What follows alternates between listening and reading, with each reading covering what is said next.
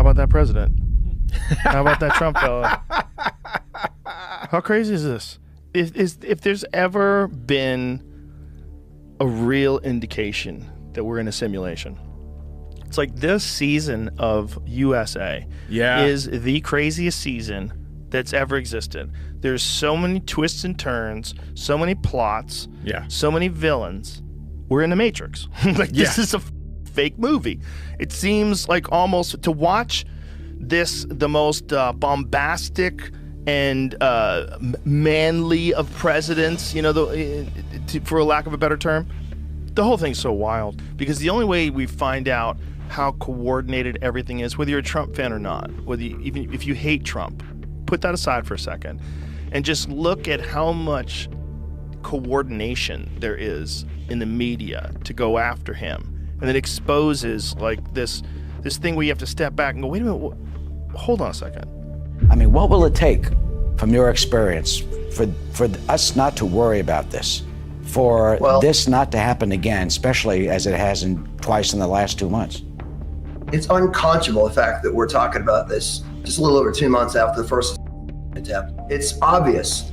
Second attempt. Just think back in just July 12th, the day before the first attempt, we arrested a Pakistani national with ties to Iran, who one of the targets he was looking at was President Trump.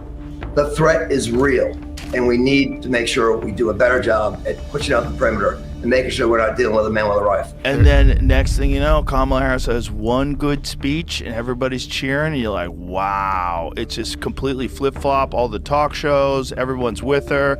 A person who just a month prior was being hidden because she would say so many dumb things and and every time she had to talk openly with no script, she would blunder and things up. Now all of a sudden she's the perfect candidate. Yeah. It's kind of wild. Babylon Bee had a hilarious little caption. They said, when I get in office, I'm going to change things, says the woman who's in office right now. Because she's in office. Yeah. She's talking about fixing all these things like, hey, from you're day one, literally the vice president. On day one, I'm going to really do something about the border, but says you the borders are. Essentially the president right now. Yeah. This is so crazy. You'll be the president for 5 more months. Yeah. This is so nuts. But yeah. She's flipped on everything except for plastic straws. She still wants to get rid of those. Did you see the thing where Trump came out and said that he was going to stop taxes for tips of hospitality workers and you wouldn't tax them on tips anymore? Yeah, that was like a month and a half ago. Yeah, and then she came out and said she's going to do it. Right. And she's going to stop tips. And everybody cheered as if it was her idea. But here's the problem. In 2022, she was one of the deciding votes to go after people that were not reporting their tips. Was that on the Inflation Reduction Act or the Green New Deal? I think it was one and the same. Right. She was the tiebreaker. Yeah, exactly. So they're going to tax the business instead, which in turn taxes the workers that are there. But it's hilarious that 2 years later she's acting like this is her idea now. Yeah. Like, you had a chance. You could have swung it the other way 2 years ago. Yeah. Could have been right in there. It's just or that, she was. They did this very wise thing, the Harris campaign, where they would have famous singers. They would have famous singers and entertainers perform there, and then she would be there as well. So people would essentially get a free concert. Basically at a concert. Exactly. Yeah. Not hard to get. Yeah, not hard to do. Especially if you have a big urban environment. Yeah. You want to get 10,000 people to go to a place. Not that hard. And granted, you know what? It did energize the Democrats when Joe stepped down. Oh, yeah. Because there was... They knew there were 50 states in there. Yeah, they knew it. And every time we talked, it was getting worse. It was a ray of hope, and somebody young, and so all the people that, they got volunteers, and they're going all in. Mm-hmm. Yeah. Supposedly, unless they really abscond the Republican agenda, which it seems like she's trying to do. That's Clinton did that actually in '94. He was going to be a lame duck president. He was going down, and his response was in the State of the Union address. He said the age of welfare is over, and he basically took over the Republican agenda, and we had like 6 years of just incredible. The economy was amazing. It was a force, and she started with Kamala. Now is taking over the whole no tax on tips. Yeah, try to take that over, trying to say that she's never was the border czar, and that from day one she's going to do something about it. I think there's like, what, 4 or 5 months left in the administration right now. Why don't you do something about also it now? Also, the denying she was the border czar when there's hundreds of people talking on television calling her the border czar. Oh yeah, it's nuts. Yeah, that's the including craziest Joe gaslight. Biden himself. Yeah, said border czar. Yeah, they said it on CNN, czar. and then CNN later saying she was never the border czar. Yeah. Oh, she wasn't? Yeah. Well, why'd you say it back then? You guys are misinformation. Yeah, so she didn't go to the border. She went to the border of Nicaragua and the bordering country or whatever, talking about the root cause and all that stuff. Well, yeah, the root cause. It seems very coordinated, doesn't it? The border thing. Yeah. That one I really want to know. Like, what are they trying to do? What's the end goal here? I mean, it seemed the obvious thing would be for the old idea that's for voters, that people coming into this country are naturally Democrats, but that's not really true. I have so many Latino friends, and the people that came here the right way, they can't stand what's going on because they really can't, and they have a tendency to really kind of, as you get families and church and stuff, to be become conservative and believe in the American dream, and that's not true. I mean, the only other thing would be the power, I guess, and you create definitely have less Republican votes, I guess they think, with that, and you create chaos, which is kind of another kind of Soviet tactic that they, if you want to foment revolution, that's what you do, create chaos. Imagine going to a World Economic Forum party. What did those freaks do when all the listening devices have been scanned out of the room, all their phones have been put into bags and locked away in a lead vault? What do those freaks do? Because it's not normal shit. Everybody's buttoned down like that and wants to control the world. There's something involved that's outlandish that they keep a secret. That's always been the case with secret societies. I mean, that's the whole eyes wide shut thing, that there's some freak shit going on behind the scenes to anybody that really wants to control everything. You don't just want to control everything. You want to control everything so you can get away with some freak shit too. Right, I'm saying, but these Epstein-like characters have existed throughout history, whether they were kings or what, human beings are human beings universally. So everybody is a supplier. Epstein, Weinstein, these guys knew what these extremists liked and provided it, and provided the way for you to to have $1 billion and not create a fantasy island type environment has not existed throughout history. Right. Right. And there's always been, those people can only kind of interact with those kind of people. When you reach that certain level of wealth and global success, like you're a Bill Gates type guy, how many guys can Bill Gates hang out with? Bill Gates can't just go bowl and join the bowling team and make friends with the other bowlers. It's too weird. He's got to hang out with his kind. And the more you do that, the less you are in touch with what makes sense to say. And that's when you see them saying the most outlandish shit, because they don't recognize how regular people are going to react to what the fuck you're saying. What? We're going to own nothing and be happy? What the fuck did you just say? You just say I'm going to own nothing and be happy? But there's things. So who owns the things, and who enforces who owns the things, and how do you do that? When you take away everybody's weapons, you're the only one that has weapons, and you get to decide who owns the things, and no one owns the things, and everyone's happy. Okay. Right, but part of what you're trying to do is you're trying to come up with something that allows you to have the power while also profiting simultaneously. Right. So if it's modern religion, let's say, so in the teaching of Jesus' time, right, when they said pay the tithes, right, it was you had your whole farming plot, let's say it was 40 acres, and you had corn planted there, right? You would when it came time to harvest, you would harvest everything except the rows that were on the fence, right?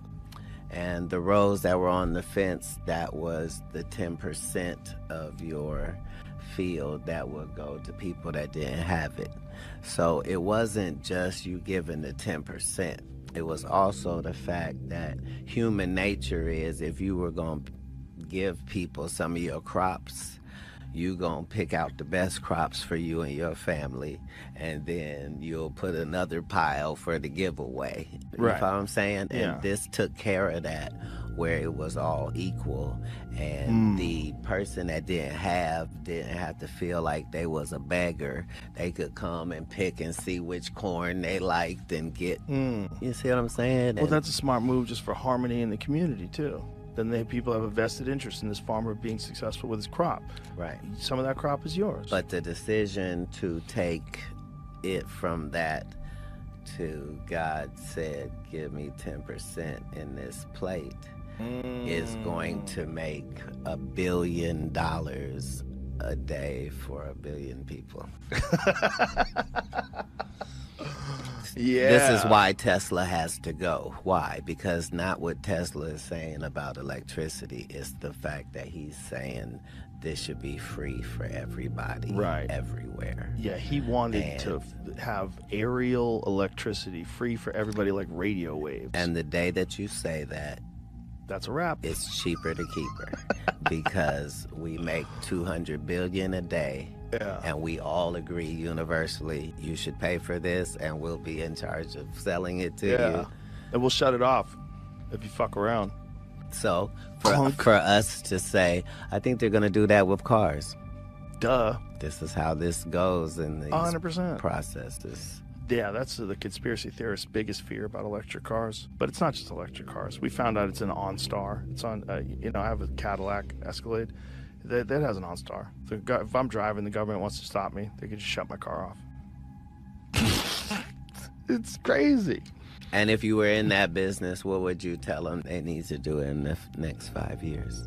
Yeah, make them all like get that. better at it? Yeah, get better at that. Yeah. Control where they go, control the steering wheel, control everything.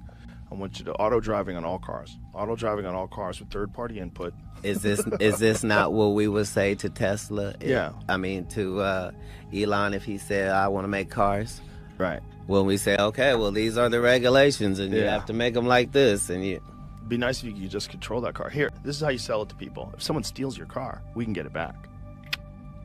And you go, oh, that's great. Someone steals my car, they can get it back. How are they going to get it back? Well, they control your car. You can make it cheap enough to not be a difficult sell, though, Joe. Yeah, make it cheap. That's what capitalism is about. Yeah. Well, that's also like when you get free internet or free services through Google, right? It's free. But what you're giving up is your data, which is extremely valuable. So they're giving you something. You can now use Google, but now they have all your data, and they're just a big net that mines data. And because of that, they become one of the most powerful entities that's ever existed on Earth. You know, there was a story that I We was trying learned to this from find. fishermen, Yeah. how a net works and how much it's important to get as much in as you possibly can, and that's where analytics live. And Yes. that's where I'm saying this is where the DNA industry is built off of, is the fact of the future. Like at that same point that you're saying that we'll have those cars that do that, they'll be able to predict crime. Oh, yeah. And step in before certain things even need to happen.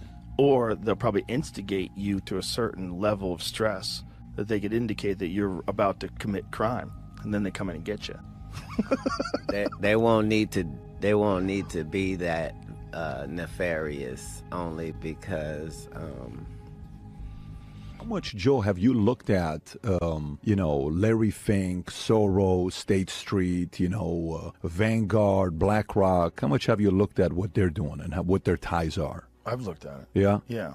They're pretty much running everything. 88% of the companies on S&P 500, the largest shareholder of those companies is either State Street, BlackRock, or Vanguard. 88% of them. And then you see their influence in defense contracts. So we went through a deal. I'm like, let me see if these guys, this ESG, Larry Fink, Vanguard, State Street, if they have any influence on military contract, defense contracts. If you Google the largest shareholder for Raytheon, 3 out of the 4 top shareholders of Raytheon, BlackRock, State Street, and Vanguard. It could be top 3 with Raytheon, but I think it's 3 out of 4. If you go look up General Dynamics, if you go look up Boeing, if you go look up, Northrop Grumman, and then you work backwards and you say, okay, how much money is that in what these guys are doing? You'll find the amount of money we spent in our military, $744 billion on how much we're making from defense, but you'll see some numbers saying last year it's 13% of our GDP, which is around $850 billion.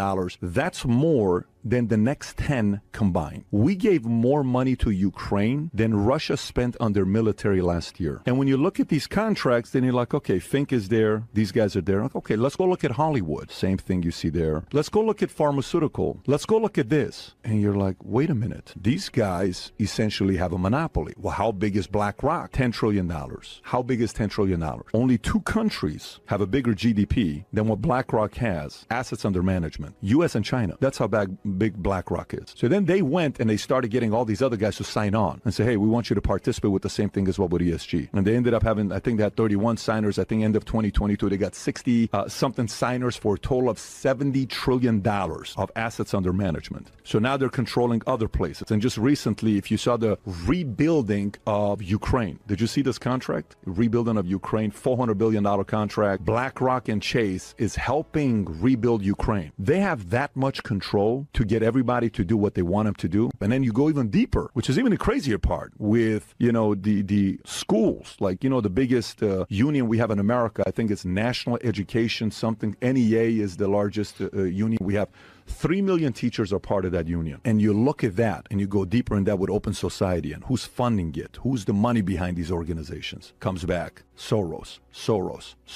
How do you feel about the kind of power they have right now to fight against them? Because this isn't like a billionaire can come out and say, I'm going to go up against these guys. They don't have a little bit of money. A billionaire to these guys is nothing. They got the kind of control that can make companies fire boards. They can replace CEOs. They can replace leaders if they don't like. They have their hands so much into it where many times when people say the people of power, I'm kind of like, who are the people of power? Are you convinced these guys are really running the world? Or what do you think about what some of these bigger companies are doing, like State Street, Vanguard, and BlackRock? Well, they certainly have massive amounts of influence. What do you think they're doing?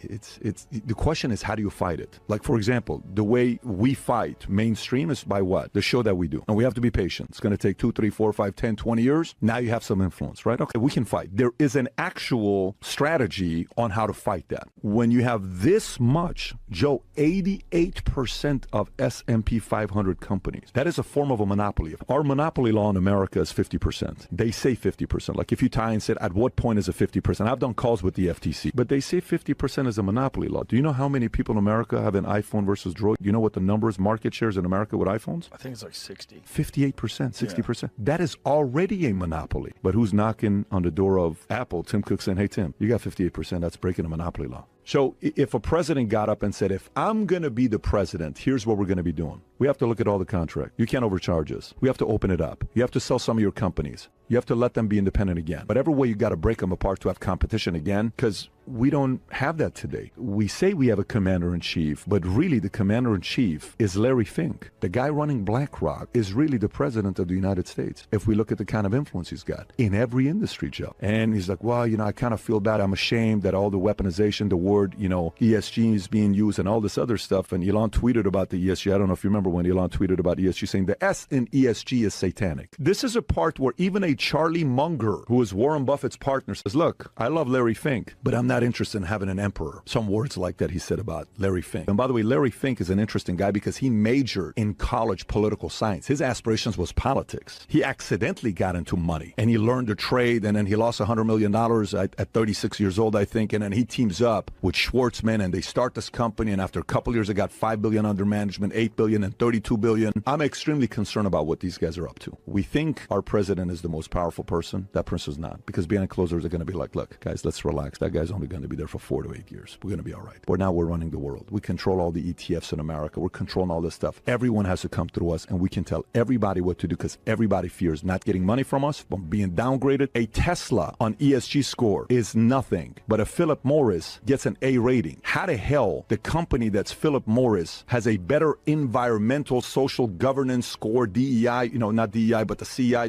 they can bully some of these guys. Let me ask you this. What do you think the goal of ESG is? Why do you think they're establishing these sort of parameters? Like, why is ESG a thing, and what's the benefit of it for them?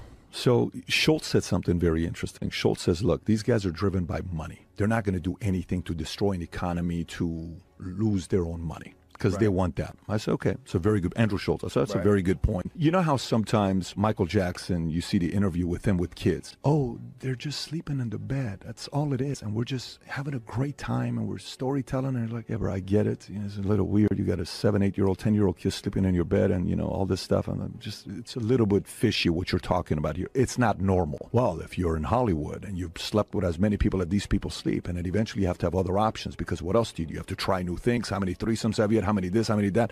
So you start trying all these other things, and sometimes these guys go to such and such place. Why are these guys doing what they're doing? You have all the money in the world. You live in a $100 million house. You got nice cars. You go to all the nice restaurants. You meet prime ministers. You meet presidents. And then maybe there comes a time when you're looking at a couple of these guys, they're presidents and prime ministers, and you tell yourself, I'd be a better president than you, bro. How the hell am I not leading a country? Or they tell themselves, you think you're a president? You're not a president. You work for me. So the motive becomes control more than money. After you have all the money in the world, what's next? It's got to be control or a true vision.